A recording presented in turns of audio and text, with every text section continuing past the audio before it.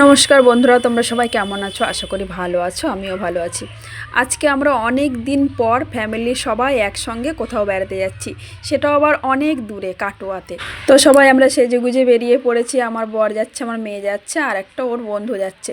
তো সবাই আমরা যাচ্ছি। এবার আমরা টোটোয় করে তাহেরপুর যাব। তাহেরপুর থেকে বাস ধরে কিন্তু আমরা কৃষ্ণনগর যাব, আর কৃষ্ণনগর থেকে বাস ধরে যাব নবদ্বীপ।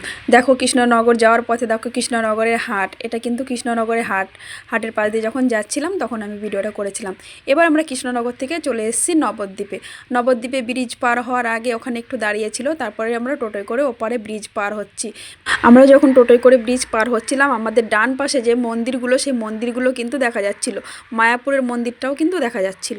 নবদ্বীপ থেকে যে কাটোয়ার বাসটা যায় সেটাই উঠে আমরা বসেছিলাম। যেহেতু একটু বাসটা ছাড়তে দেরি ছিল, সময় হাতে ছিল, সবার খুব খিদে পেয়ে গেছিলো, তার বাবা পরোটা নিয়ে এসেছিলো। সবাই কিন্তু আমরা বাসের মধ্যে বসে খাওয়া দাওয়া করছিলাম। আমাদের হাতে 20 মিনিট মতন সময় ছিল।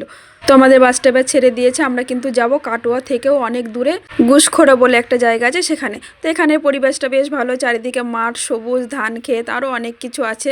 তো ফাইনালি আমরা পৌঁছে গেছি। আমরা পৌঁছে গিয়ে কিন্তু খেতে বসে পড়েছি। আমাদের ওখানে পৌঁছাতে পৌঁছাতে প্রায় 5টা বেজে গেছিলো। প্রচণ্ড পরিমাণে সবার খিদে পেয়ে গেছিলো, তাই সবাই খেতে বসে পড়েছে।